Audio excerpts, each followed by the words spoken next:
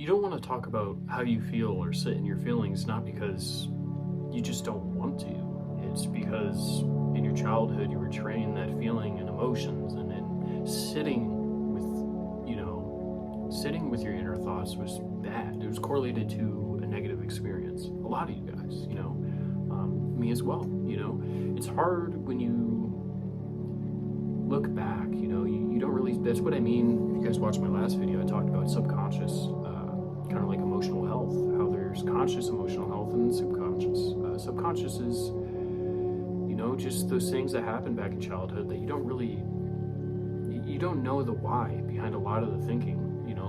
Behind a lot of the structure that you have and a lot of the framework that you have, and learning why might help. But honestly, guys, if you look back to your childhood and just think about the times that you would open up and you would be vulnerable, what most of the time was the reaction to that? What was the repercussion?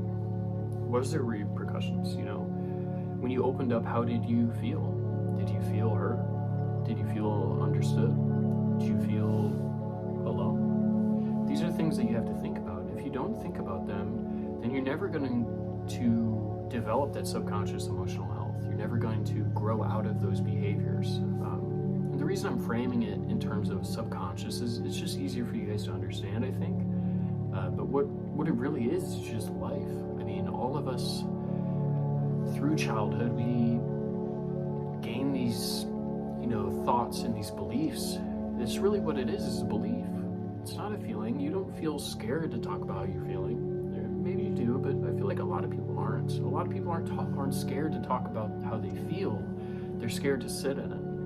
So they'll open up, but then they'll start talking about it, and subconsciously, in their brain, that wiring, that trained developing and that trained thinking from when they were a child, it kicks in and they take a step back and close off. And a lot of you guys have done that over and over again. And I mean, look at good habits, for example. If you're building good habits, over time, they stop being, the whole point of a habit is that you don't have to think about it. It's just, you do it, right?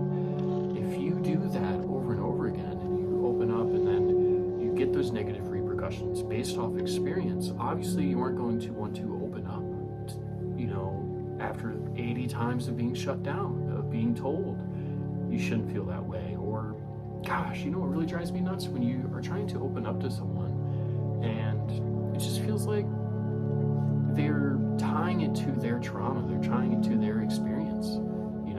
That's one